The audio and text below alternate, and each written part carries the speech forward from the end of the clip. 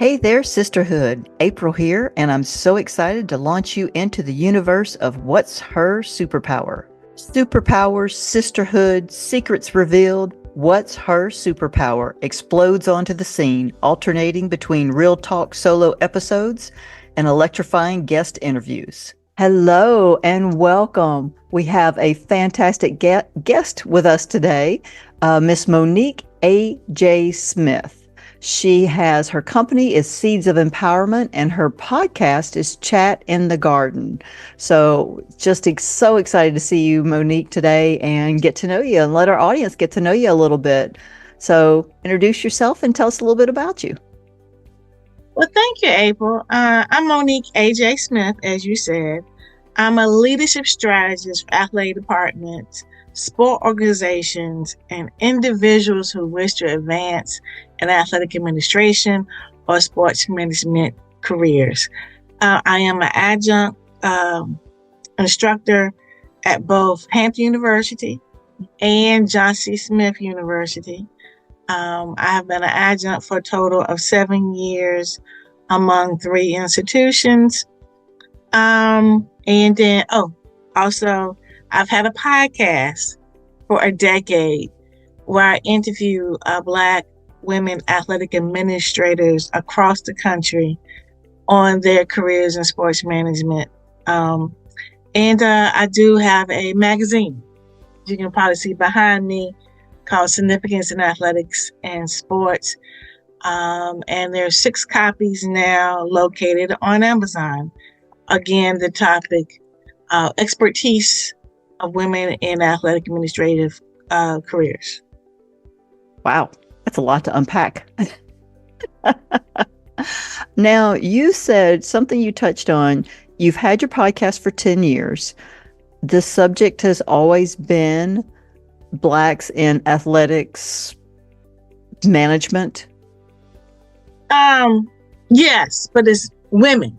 I want to specify. I've had men to beg and plead, could it be on my show? And I said, no. Now I will tell you, I've had the iconic former athletic director of University of Tennessee, Joan Cronin.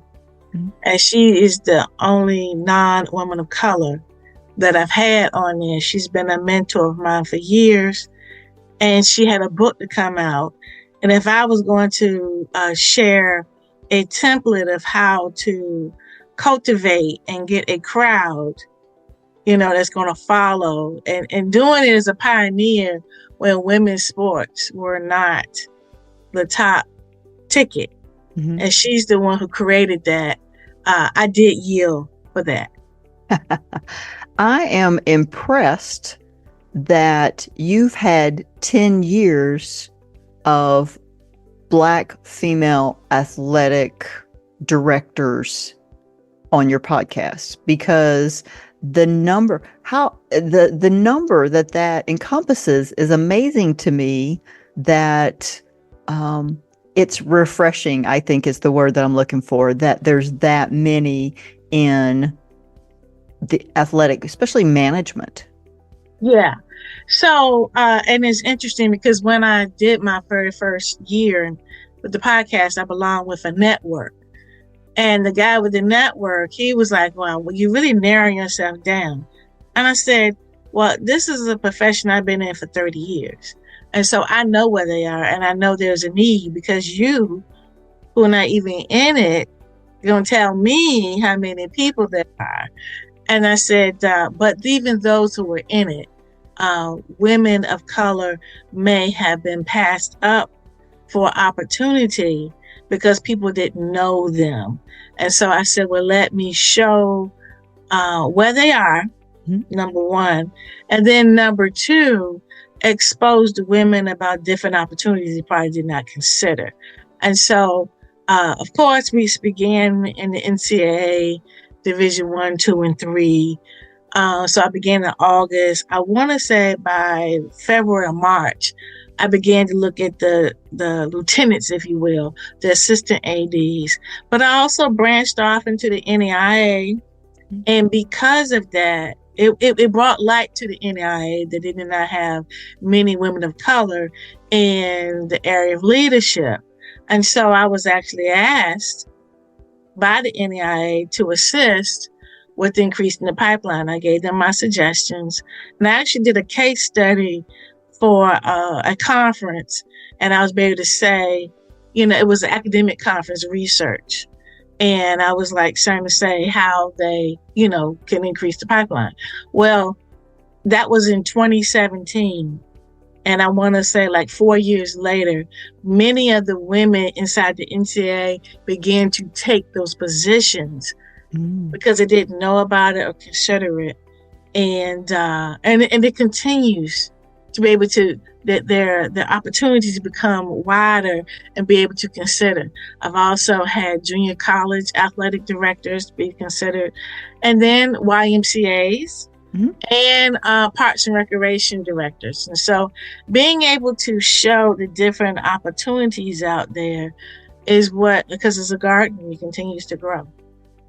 That is so good. Yeah. And that's just it. People, especially when it comes to women athletics, that is such, they're underpaid, they're underappreciated. They just get the short end of the stick all the way around. So I love that you're out there beating the drum for them and, sharing the opportunities and, because sometimes it's just opening up people's eyes. Like you said, it's like, oh, I didn't even know that was available for me. Well, I mentioned today, I had my podcast today, and so I have dabbled on the professional side. And today, I had a young lady that works for the NFL in NFL operations. Nice. Yeah, and she's a young girl, and I met her when she worked for the MEAC, which is Division I HBCU athletic conference. But listen, the thing about it is, you made the pay and opportunity. She had already gotten her law degree. Wow. But she wanted to be in it. So she took an internship. After she got her law degree, took an internship, and then people made a way for her. But again, you've got to have that get up and go. And the other thing, talking about things you don't know, I get excited because I will be going to Nashville on Sunday to moderate a panel of 5 Black women gymnastics coaches. It's only 5 out of all NCAA, NAIA, and Division 1, 2, and 3. So they're having an invitational gymnastics meet on MLK Day. And we had like a preliminary conversation yesterday. You're talking about, it was funny because, I was like, so what obstacles did you have to hurdle? Not hurdle, what do you all call it? And it said vault over, so I was being introduced. But, so to me, I still get excited. I don't know it all, and it's just really exciting to continue. It's like I go deep and then wide and not just wide. Yeah. And that's what it's like, peek under the rocks and see what's under there. And word gets out because women know other women in the same field. So they'll be like, oh, you need to talk to Monique because she's really doing a great job of, getting our stories out there. So now let's go back. How did you come across this path? Because it's kind of an unusual path. Yeah. And my father was an English teacher, and his favorite poem is Robert Frost. You take the journey less traveled. And so I've always chosen to do that. Even when doing term papers, I actually would take the one that would do the most research, or would be something nobody ever heard of, because I like learning new things. If you go with me to a museum, we're going to part ways because I'm going to stop at every little thing to read. And so I began as a daughter of 2 educators in public schools. And the basketball coach was my father's good friend. And he asked my father, could I keep scores in 8th grade? And my father said, no. They said, oh, I promise you, Winston, I will make sure she's okay. She will sit on the front seat of the bus. Nobody's going to bother her. Mind you, I had no idea what I was requested to do. I had no idea why my father was concerned, you know. But I will say, ever since I was a child, my father had to stay after school for all sporting events because he was assistant principal. So to me, it was like doing what if I was done, or daddy's staying after school, I'm just going to be here anyway. So that was in the 8th grade. I majored in public relations at Hampton University. And then my sophomore year in college, there was on the bulletin board for internships, there was this nice little small sign, CIAA seeking PR interns. Mm-hmm. So the CIAA stands for Central Intercollegiate Athletic Association, which is Division II athletic conference. And this was in January of 1988, matter of fact. And I knew it was going to be about basketball because we're in the middle of basketball season. But let's be clear, the CIAA had more than basketball. You know, it has, you know, they oversee all championships. Mm-hmm. And so me taking this internship, which meant once a week on Sundays, to compile the top scorers and rebounders of the conference, which I knew how to do because that's what I did in 8th grade. And so I picked the players of the week, coaches of the week, and I would send out, we didn't have fax machines back then. So, it was primitive, but it was a good learning ground. And then I learned what sports information were, because those were the people that gave us the information to pick the players of the week. And so my first job straight out of college was sports information director in 1990 at St. Paul's College. Nice. And then you just went, so keep the path going. Okay. All right. So I'm at St. Paul's College. And I got a whole new idea because I was about promotions and PR, but then I realized there are people that we're promoting. They're young people, and you really become attached to their journey, knowing that they're maturing, you know, and it's not, it's no more than just, okay, this guy got so many points. Oh, this guy's homesick. Oh, this guy can't eat because he didn't do his, he didn't fill his form out right. Oh, his financial not right. So I had to end up learning all about the life of a college student. And I had to learn actually pretty quickly because the lady who hired me was the very first female athletic director of the CIAA. So I had a great role model to be able to see what does it take. It is being of the life of a student athlete and being there for them. You know, just to watch people come at the homecoming just to see her, and they weren't even her student athletes. So I was like, oh, I see that both my parents were school teachers, but this was a little bit more to a notch, you know? And I was like, okay, I get it. But unfortunately, she was diagnosed with cancer after working 1 year with me. And then the next year she passed. So I was devastated. I was not used to death. My grandmama died at 100 and some years old. So I had never experienced anybody close to me to die. And so I had to figure out how to deal with my grief. But I really couldn't, because she had recruited 6 freshmen who never had her to coach them or be the athletic director. And so all these young people coming to me, well, where is this and how is this?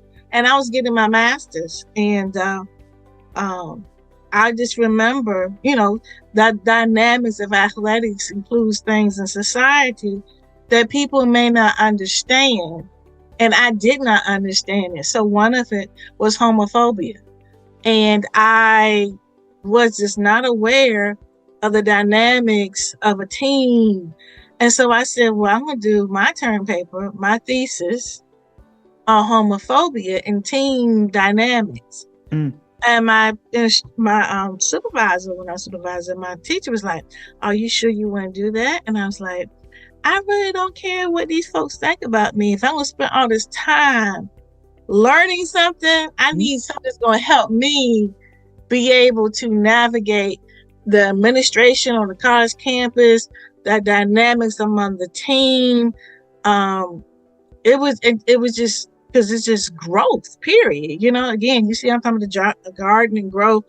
It's all about that. How do you grow personally, help others grow? Because when you're in college, you are like 17 and 18 and you're away from home. And when you have freedoms, you do things that may not be conducive to your learning.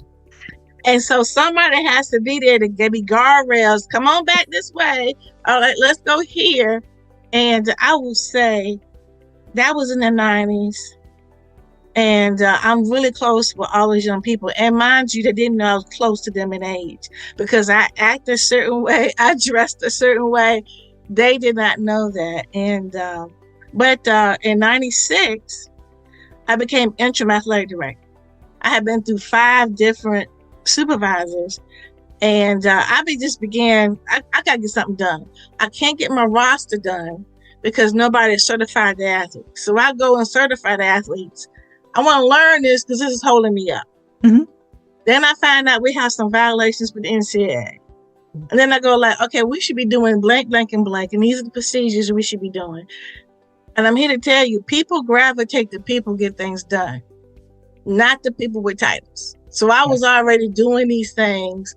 And I happened to be working the Olympics and in Atlanta. And the president tracked me down with my bag phone and said, the athletic director has departed. I need you to step in the role. And I was like, I don't know about all that. And I said, let me think about it. Well, that night the bomb went off in Atlanta. Oh. And I said, just gave me chills. Yeah, it was an interesting experience. And I would say it was a turning point for me because I said, life is short. And I'm going to go ahead and take this and see what I can do. Because to be honest with you, there was a young man working there that was younger than me. And I told him everything about athletics and they were going to offer him the job. And luckily he said, Monique deserves to have a shot because everything I know, and this person worked in the business office. Mm. And he says, everything I know about athletics and how we should be doing things, I learned it from her.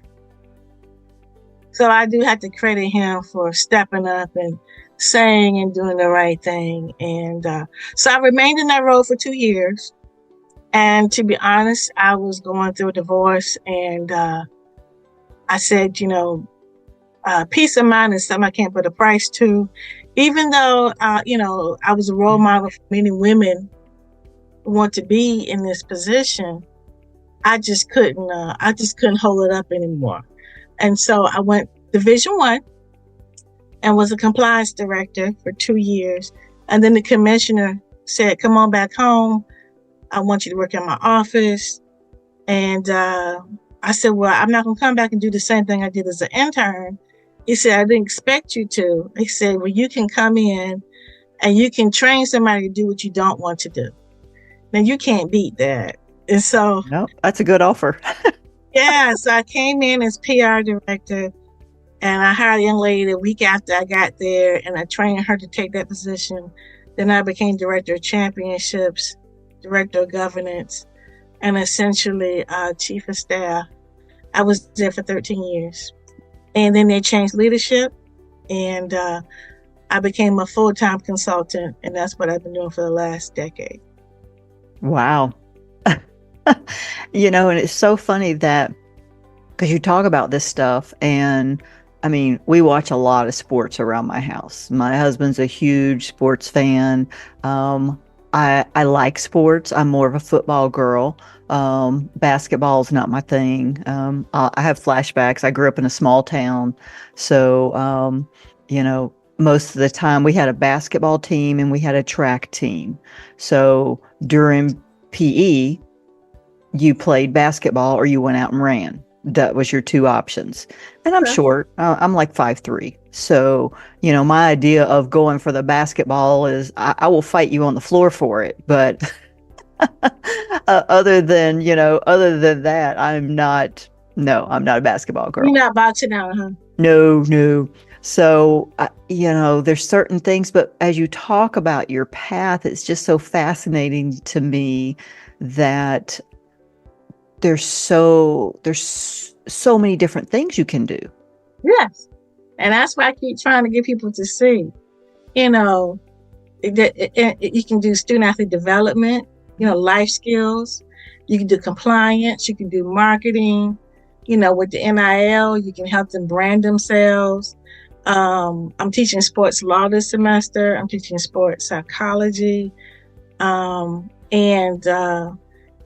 It's just honestly, my class I taught was psychosociology of sport, how sports affect society and how society affects sports. So you think about it. You didn't realize that COVID was serious until the NBA shut down. Yep. And when they, it's funny how they adapt and overcome. So, okay, we want to play. So what are we going to do? Well, nobody's at Disney. We'll just go to Disney and we'll just, sequester. Who would have ever thought that as a possibility? But somebody thought outside the box and made that happen. And you do know, you do know that Disney and ABC are owned by the same person, right? I did not know that. Now, is there anything that, because I know like the STEM side of the house, they actively recruit females from an early age. So is there anything out there that is working with our junior or elementary or junior high, school girls and telling them, hey, these are possibilities for career fields? Because you've got school counselors, but are they really opening that door? I wouldn't think so, because they probably don't know anything about it. And I do work with Boo Williams, Sportsplex. Boo Williams is an icon in the grassroots basketball. He's actually McDonald's All-American committee. He's on the AAU basketball headquarters. And so it's like my introduction. I started out in college, and now I'm looking at the grassroots. And you talk about PE. I remember in the third grade, we didn't do anything but do monkey bars. There was no organized sports. Mm-hmm. These girls, third graders, up here getting ready for their little games and everything. And I was like, we didn't have any organization. And so they're starting off early. However, they don't know.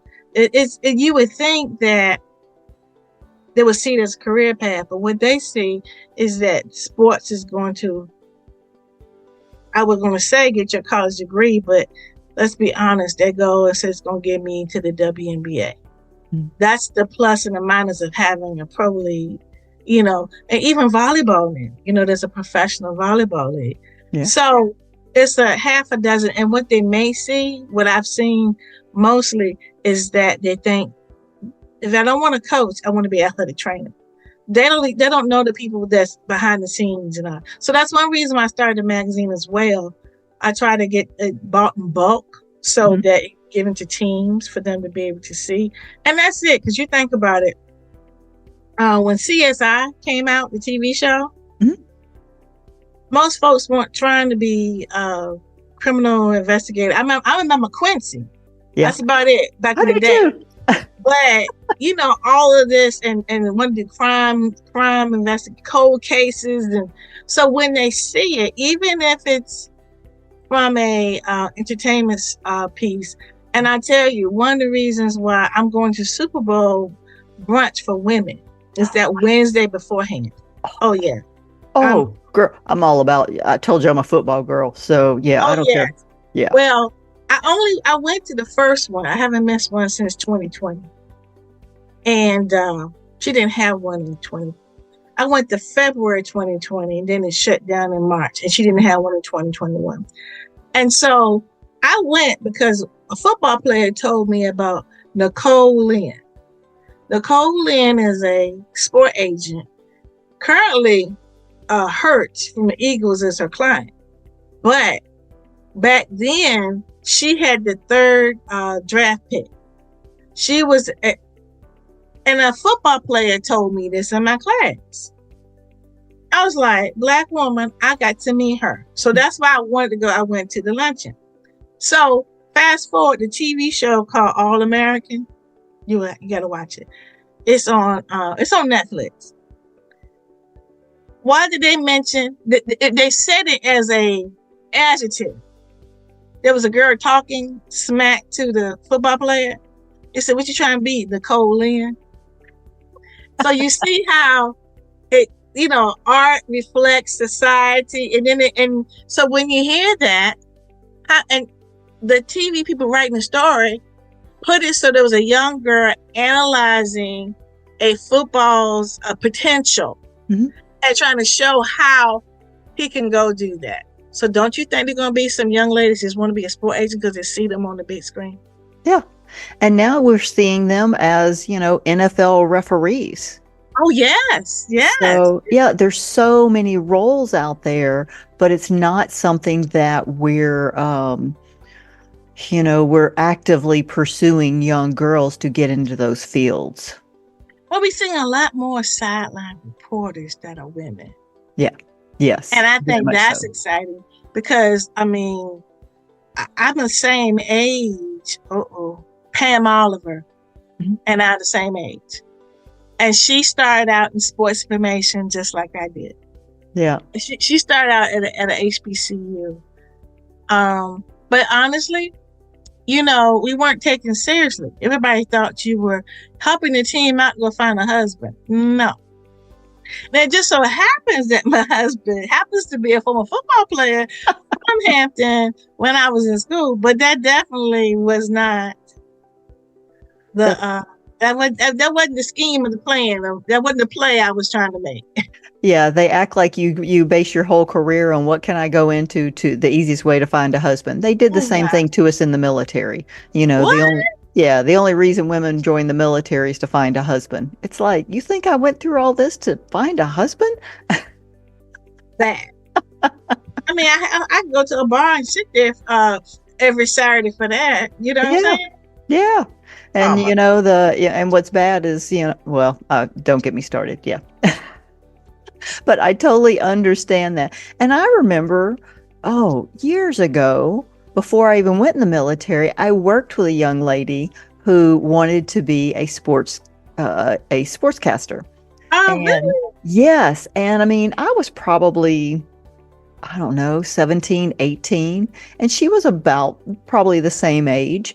Gorgeous, tall, could have been a model, but loved sports, loved it. And she was having such a hard time. She didn't know where to go to even try to, because back then, that was, 30, almost 40 years ago. So she didn't even know where to start because there was no role models out there to even say that was a possibility. Now, you remember Jane Kennedy? I wanted to be Jane Kennedy. There was no Robin Roberts when Robin Roberts was just coming on the scene when I was working as an assistant AD. But Jane Kennedy was a model. So that was the whole point. We take a model and we have her be a talking head. She doesn't necessarily have to know about it. We just want to be able to look at it. Yeah. But then, I'm going to tell you, it's funny you should say that. Because when I'm doing my internship, and I studied television, so that's how I got in it. But I didn't stay in it from a TV standpoint. But I was trying to pick the players of the week, and I was analyzing, among the three guys that was also interning with me, who were just sitting there playing with the Nerf ball.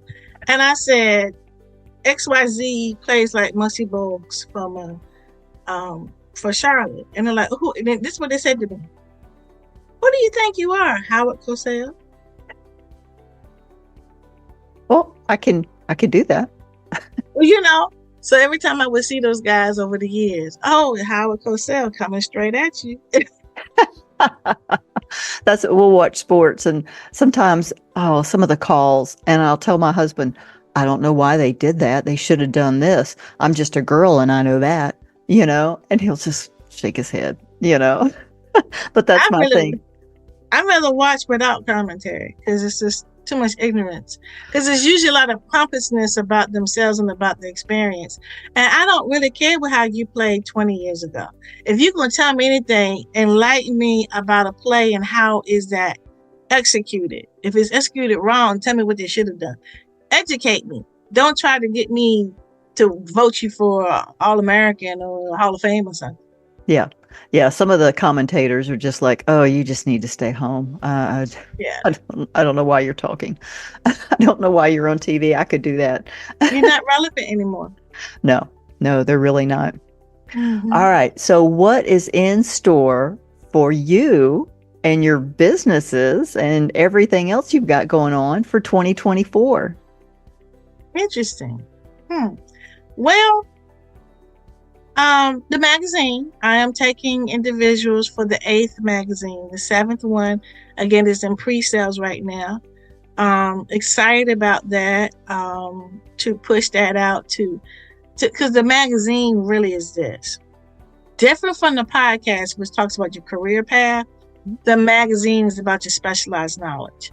So me going from an educator to entrepreneur was a serious learning curve, because in education you give away information for free. You just give away, and I didn't know how to package that to monetize that.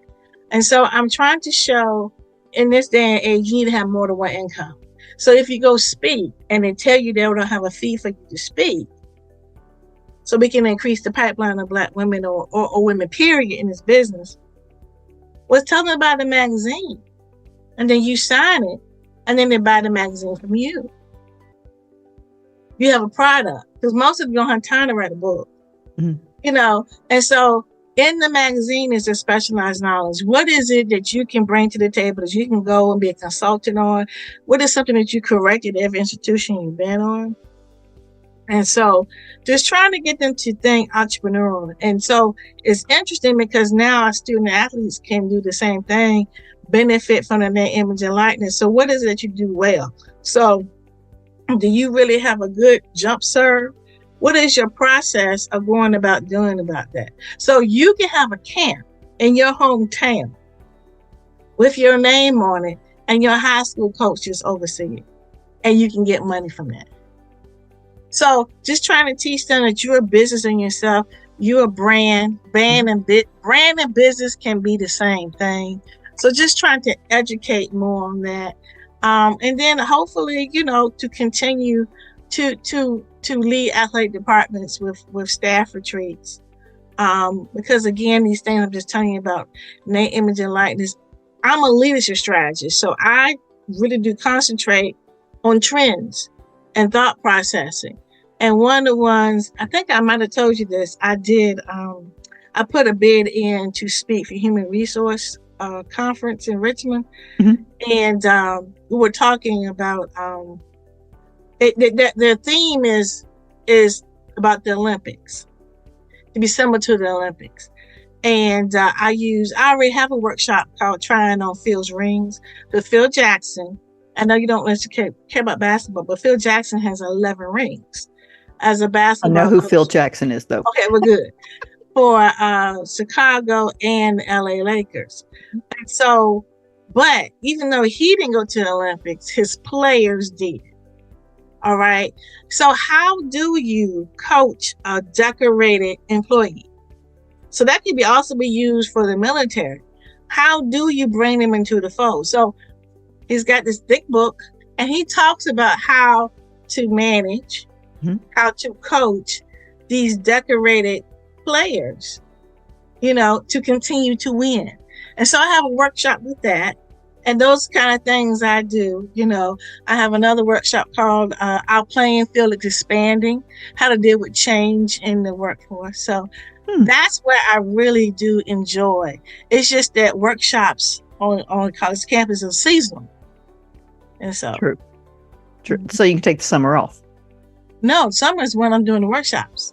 Oh, okay. All right. So this is one of the things I ask everybody.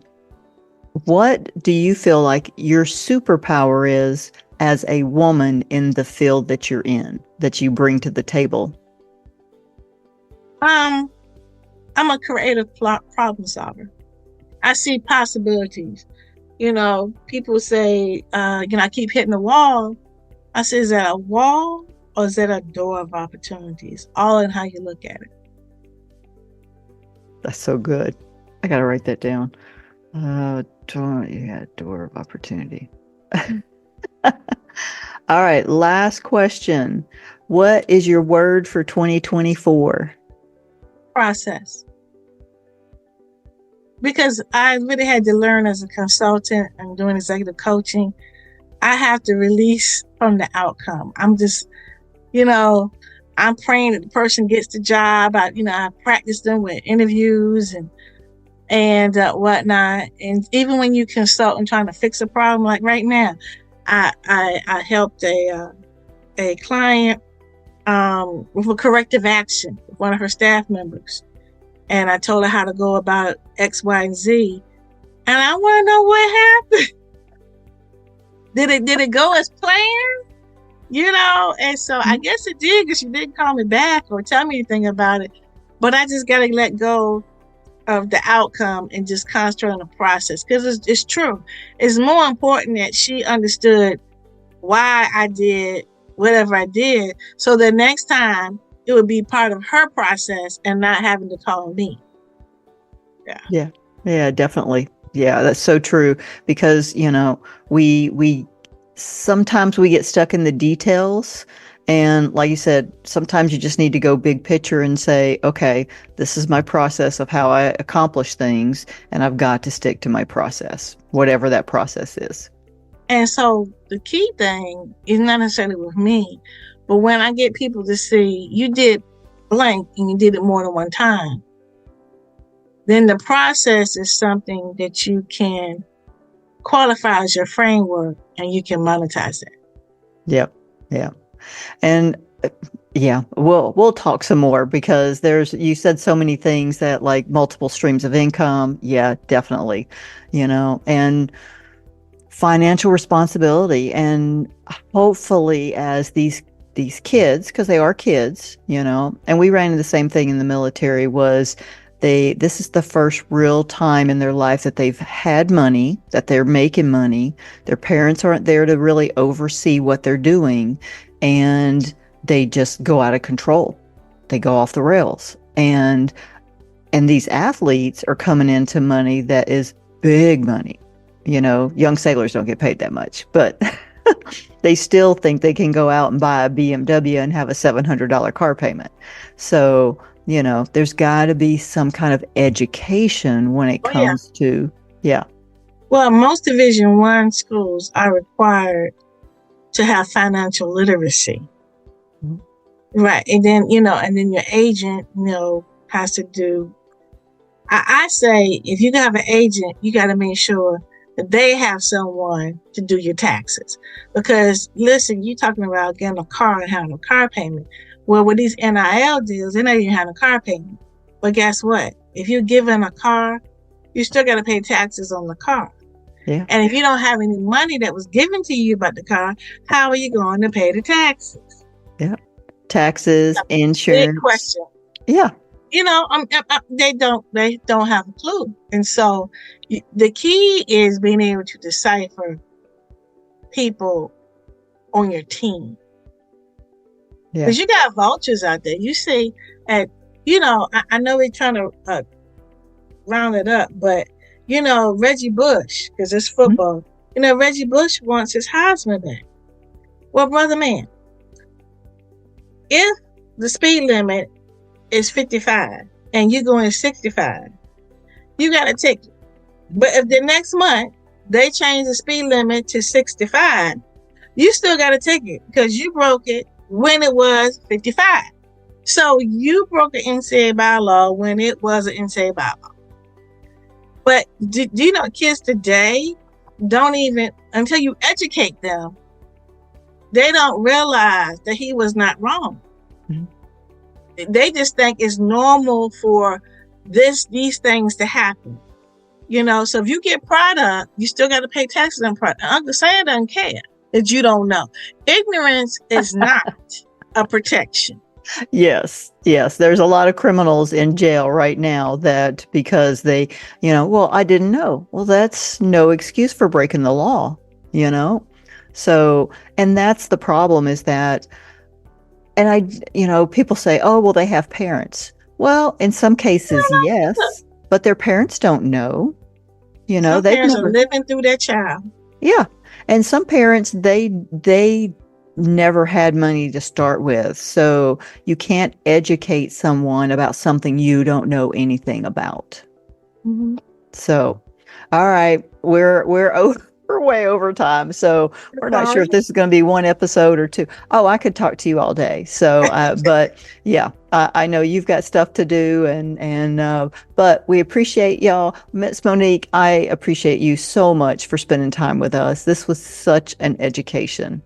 And I love what you're doing. I love your heart for what you're doing and for the people you're doing it for. Thank you so much. You're welcome. You take care. And of course, we're going to have all of her contact information down in the description. So definitely reach out and contact her. And if you know of anybody that needs to be on her podcast, definitely reach out and let her know that. All right. Talk to y'all soon. Bye. Bye. Forget unicorns. Unlock your true potential with actionable tips, inspiring stories, and a whole lot of laughs. Join the mission. Subscribe now. Find your own What's Her Superpower. Join the mission.